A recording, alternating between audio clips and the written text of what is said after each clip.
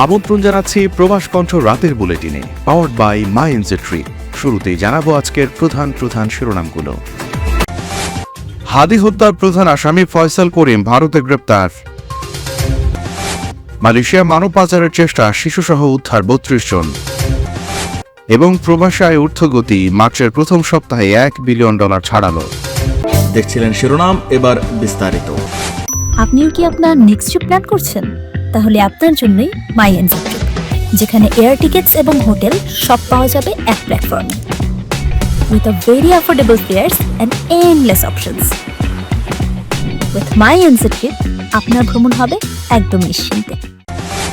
ওসমান হাদিকে খুনের ঘটনায় জড়িত প্রধান 2 আসামিকে কলকাতা থেকে গ্রেপ্তার করা হয়েছে। আটককৃতরা হলেন রাহুল ওরফে ফয়সাল করিম মাসুদ এবং আলমগীর হোসেন।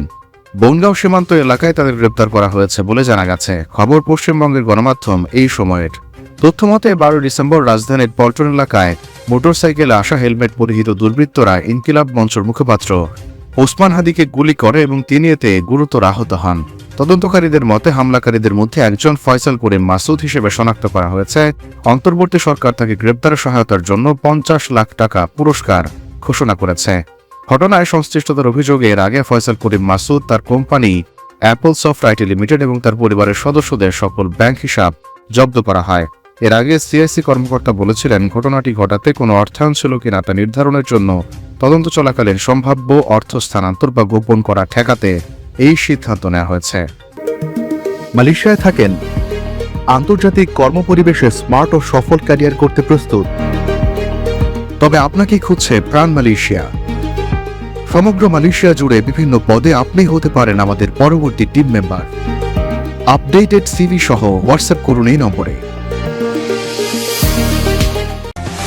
কক্সবাজারের টেকনাফ বাহারছড়ায় মালয়েশিয়া পাচারের উদ্দেশ্যে বন্দী থাকা নারী, পুরুষ ও শিশুসহ 32 জনকে উদ্ধার করা হয়েছে। রোববার ভোরে কোস্টগার্ড ও র্যাবের যৌথ অভিযানে এদের উদ্ধার করা হয় বলে জানিয়েছেন কোস্টগার্ড মিডিয়া কর্মকর্তা লেফটেন্যান্ট কমান্ডার সাব্বির আলম সুজন।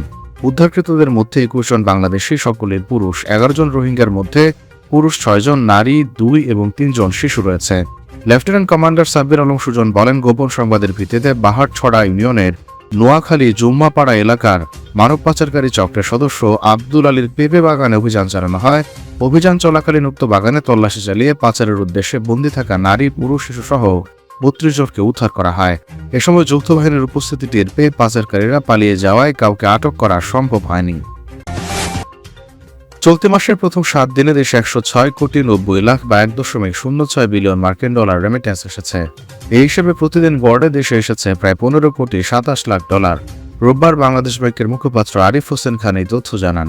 তিনি বলেন, চলতি বছরের মার্চ মাসের প্রথম সপ্তাহে মোট 106 কোটি 90 লাখ ডলার প্রবাসী আয় এসেছে। গত বছরের একই সময় দেশে এসেছিল 77 কোটি 50 লাখ ডলার। সেই হিসেবে বছর ব্যবধানে রেমিটেন্স প্রবাহ বেড়েছে উল্লেখযোগ্য হারে। বাংলাদেশ ব্যাংকের তথ্য অনুযায়ী চলতি 25-26 অর্থ বছরের জুলাই থেকে 7 মার্চ পর্যন্ত দেশে মোট 2352 কোটি 30 লাখ ডলার রেমিটেন্স এসেছে। এর আগের অর্থ বছরের একই সময়ে যা ছিল অনেক কম। ফলে বছর ব্যবধানে প্রবাসী আয় বেড়েছে 22.10%। ব্যাংক সংশ্লিষ্টরা বলছেন, আসন্ন ঈদ উল ফিতরকে সামনে রেখে প্রবাসীরা দেশে থাকা তাদের পরিবার পরিজনের কাছে বেশি পরিমাণ অর্থ পাঠাচ্ছেন। এতে রেমিটেন্স প্রবাহে ইতিবাচক গতি দেখা যাচ্ছে। তবে মধ্যপ্রাচ্যে চলমান সংঘাত দীর্ঘায়িত হলে প্রবাসী আয়ের প্রবাহে কিছুটা প্রভাব পড়তে পারে বলেও মনে করছেন তারা।